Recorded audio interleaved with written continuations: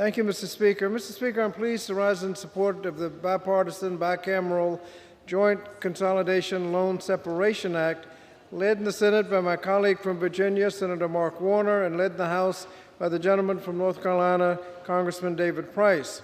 Student loans should provide a pathway to opportunity, not saddle borrowers with a lifetime of burdensome debt, especially if the loans don't even belong to them.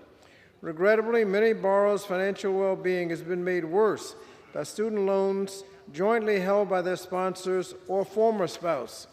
The Joint Consolidation Loan Separation Act would provide much-needed relief for individuals who previously consolidated their student loans with their spouse.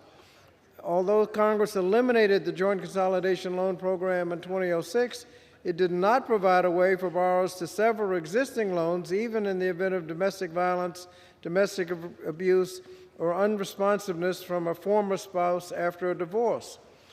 As a result, according to the most recent data from the Department of Education, there are at least 13,500 borrowers with federally held joint consolidation loans.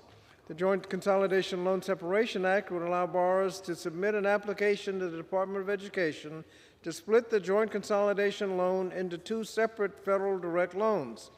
The two new federal direct loans would be split proportionally based on the original unpaid principals and have the same interest rates as the joint consolidation loan, ensuring that borrowers are not saddled with a higher interest rate.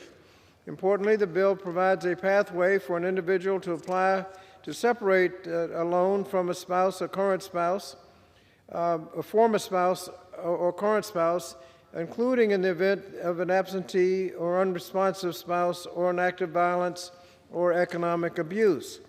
Mr. Speaker, we can all agree that no borrower should be forced to pay debt that isn't there. No borrower should be forced to pay debts that isn't theirs, especially a debt of an abusive former spouse. So I urge my colleagues to support the legislation and reserve the balance of my time.